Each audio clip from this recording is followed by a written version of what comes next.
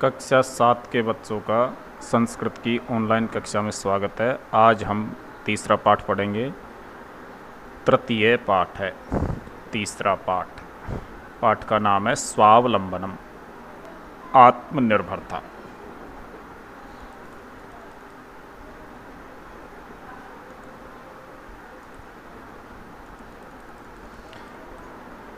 इस पाठ में संख्यावाची शब्दों का प्रयोग किया गया और तत् और एतत् शब्दों का प्रयोग भी किया गया।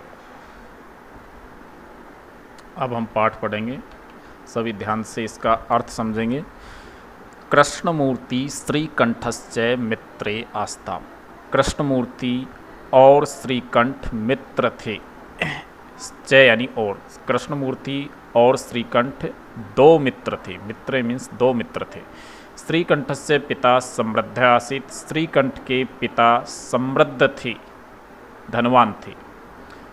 अतः इसलिए तस्य भवने, उसके भवन में, उसके घर में सर्वविधानी सब प्रकार के सुख साधनानि सुख साधन आसन थे।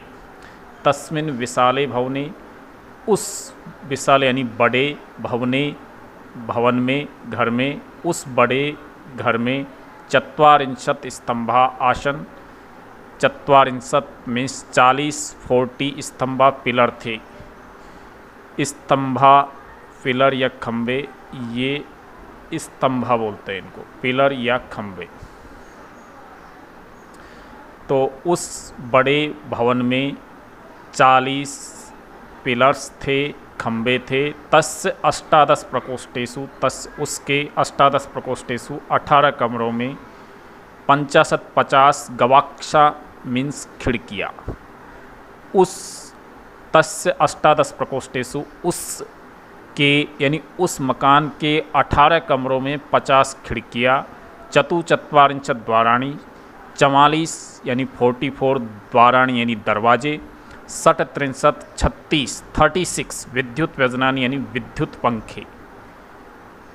चय आसन थे, यानी उस मकान के 18 कमरों में 50 खिड़कियाँ, 44 दरवाजे और 36 विद्युत पंखे थे। तत्र 10 सेवका निरंतरम कार्यम कुर्वन्ति स्म। तत्र यानी उस भवन में 10 सेवका, 10 नौकर निरंतरम हमेशा कार्यम कुर्वन्ति स्म, कार्य करते रहते थे।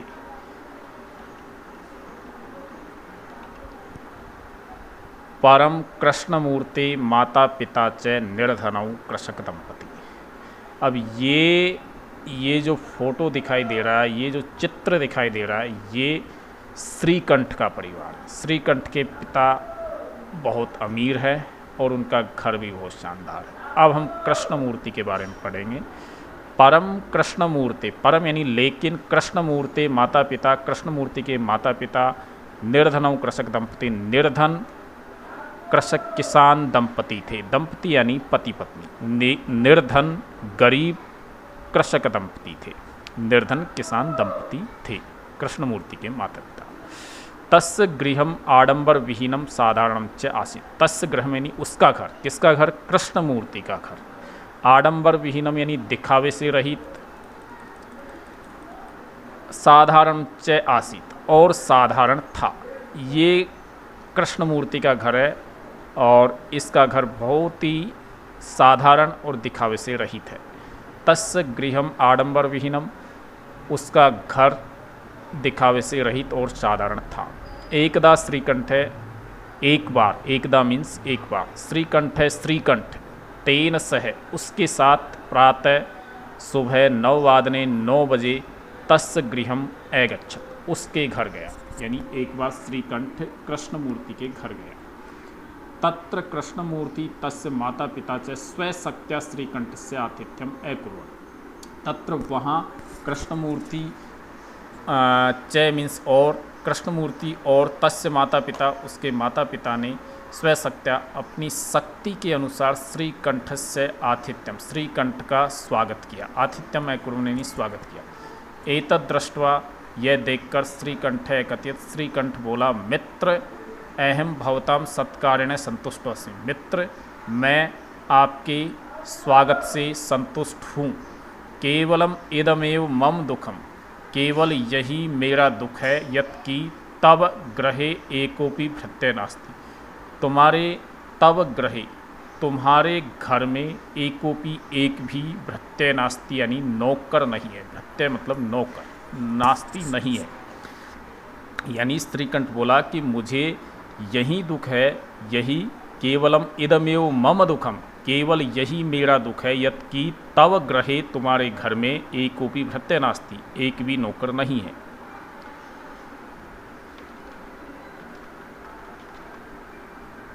मम सत्काराय भवताम बहु कष्टम जातम, मेरे स्वागत के लिए भवताम यानी आपको बहु कष्टम बहुत दुख जातम हुआ है। मेरे स्वागत के लिए आपको बहुत दुख हुआ है, आपको कष्ट हुआ है, बहुत कष्ट हुआ होगा।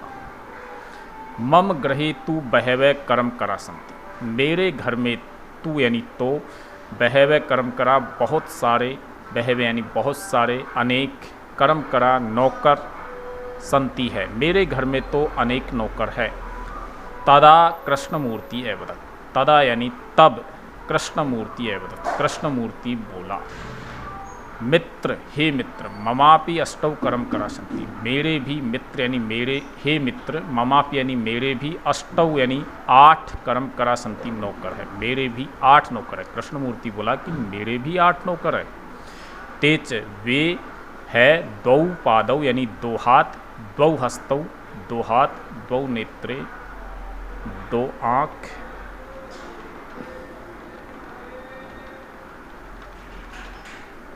और द्वे श्रोत्रे यानी 2 कान। यानी कृष्णमूर्ति ने अपने शरीर के अंग जो है उनको अपना नौकर बताया, जिसमें 2 पैर, 2 हाथ, 2 आँख और 2 कान, इनको अपना नौकर बताया। आगे बोल रहा है कृष्णमूर्ति,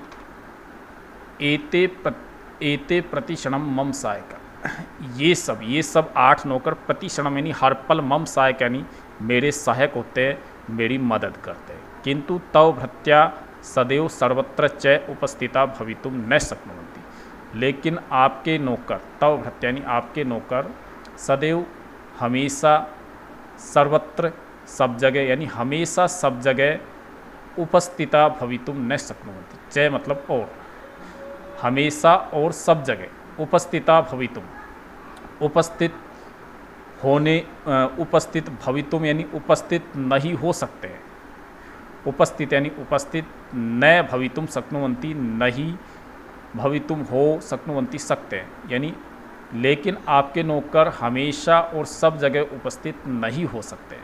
तवम त्वम तु स्वकार्याय भृत्याधीन है, तुम तो अपने कार्यों के लिए, अपने काम के लिए भृत्याधीन यानी नौकरों के अधीन हो, यानी आप अपने कार्यों के लिए नौकरों के अधीन हो। यदा यदा यदा ते अनुपस्थिता, जब जब वे अनुपस्थित होते हैं, तदा तदा तुम कष्टम अनुभवसी, तब तब तुम कष्ट का अनुभव करते हो।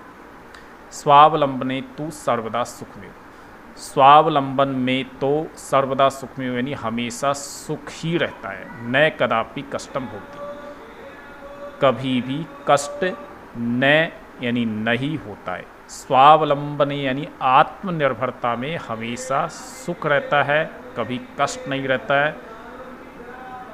इसलिए हमेशा हमको अपने कामों पर स्वयं निर्भर होना चाहिए, अपने काम स्वयं करने चाहिए। अपने काम स्वयं करने के गुण को ही स्वावलंबन कहते हैं। इसलिए कहा गया है स्वावलंबने तो सर्वदा सुख में हो, स्वावलंबन में तो हमेशा सुख ही रहता है। न कदापि कष्टम भवति, कभी भी, न कदापि यानी कभी भी, कष्ट कदापि यानी कभी भी, कष्ट कष्ट यानी दुख, न भवति नहीं होता है, कभी भी दुख नहीं होता है।